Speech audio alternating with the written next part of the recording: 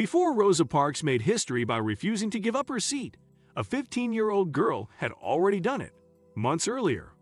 Her name was Claudette Colvin, and in 1955, she stood up for justice by sitting down on a segregated bus in Montgomery, Alabama. Her act of defiance came from courage, not fame, but her story was almost lost to history.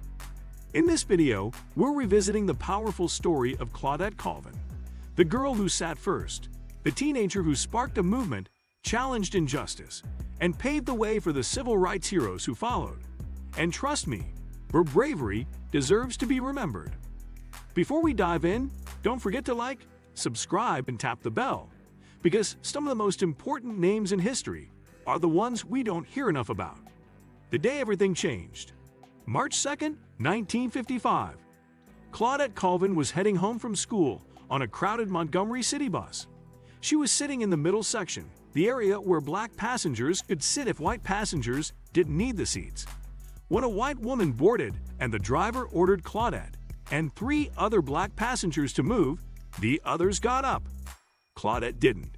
She stayed planted in her seat, her hands gripping the sides with determination. When the driver threatened to call the police, she told him to go ahead. She knew her constitutional rights, and she wasn't backing down. The police came and dragged the 15-year-old girl off the bus. They handcuffed her and threw her in jail. She was charged with violating segregation laws, disorderly conduct, and assaulting an officer, all because she refused to give up her seat for a white person. This moment should have changed history right then and there, but it didn't, at least not in the way you'd expect. Why Claudette was hidden? After Claudette's arrest, the NAACP and civil rights leaders in Montgomery took notice. They saw potential in her case to challenge the bus segregation laws in court. But as they investigated further, they made a decision that would alter the course of history.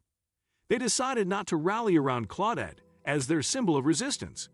The reasons were calculated and, honestly, pretty heartbreaking. First, she was young.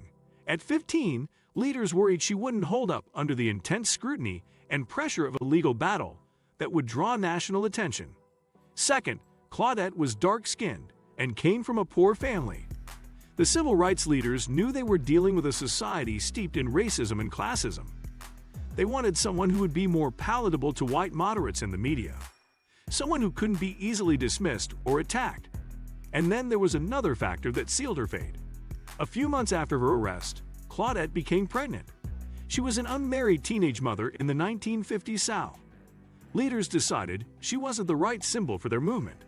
They needed someone whose personal life was beyond reproach, someone the media couldn't tear apart.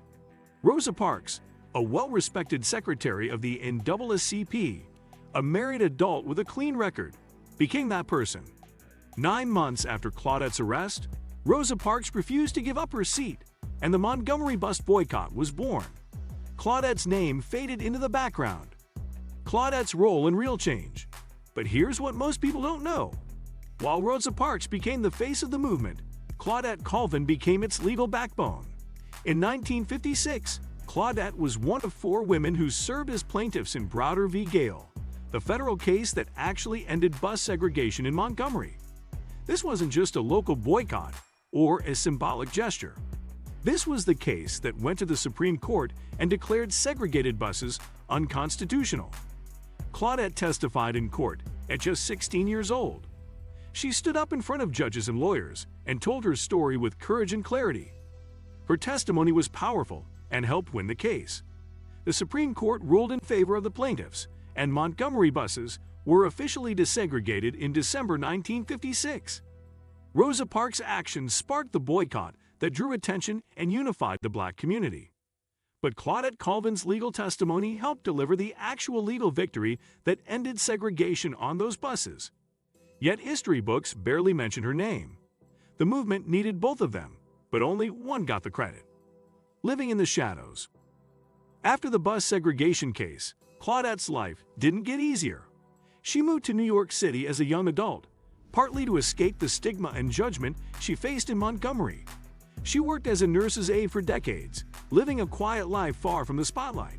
For years, She watched as Rosa Parks was celebrated, honored, and immortalized while her own contributions were ignored. Claudette has said she felt hurt and overlooked, but she also understood the strategy behind the movement's decisions. She didn't become bitter. She simply lived her life, carrying the weight of being forgotten by the history she helped create. It wasn't until the late 1990s and early 2000s that historians and journalists began to uncover her story. Books were written, interviews were conducted, and slowly, people started learning about the girl who sat first. In 2021, Claudette Colvin's juvenile arrest record from that day in 1955 was finally expunged. She was 82 years old. It took over 6 decades for the legal system to acknowledge that her arrest was unjust. Better late than never, but the delay speaks volumes about how long it takes for justice to reach those who aren't deemed the perfect symbol. Why her story matters today. Claudette Colvin's story matters because it reveals the uncomfortable truth about how movements choose their heroes. History isn't just about what happened. It's about who gets remembered and why. The civil rights movement needed someone who could unite people and withstand media attacks. They made a strategic choice, and it worked. The Montgomery bus boycott was successful, and Rosa Parks became an enduring symbol of courage and resistance. But in making that choice, they left a brave teenage girl behind. Claudette's story also reminds us that real change doesn't come from one person or one moment. It comes from countless acts of courage, both big and small, from people whose names we may never know. Rosa Parks didn't act alone, and neither did Martin Luther King Jr. or any other leader. Behind every famous face is an army of everyday people who risked everything for justice. Claudette Colvin was one of those people. Her contributions mattered just as much as anyone else's, even if the world didn't celebrate her the same way. The lesson for all of us. What can we learn from Claudette's story? First, we need to question the narratives we're taught. History is written by those in power, and even movements for justice can erase the contributions of people who don't fit a certain image. We need to dig deeper and ask whose stories aren't being told. Second, we should recognize that heroism doesn't always look the way we expect. Claudette was a teenager, imperfect and unpolished, but she stood up anyway. You don't have to be the perfect person to do the right thing. You just have to be brave enough to act. And finally, Claudette's story teaches us about resilience. She could have been consumed by bitterness and resentment.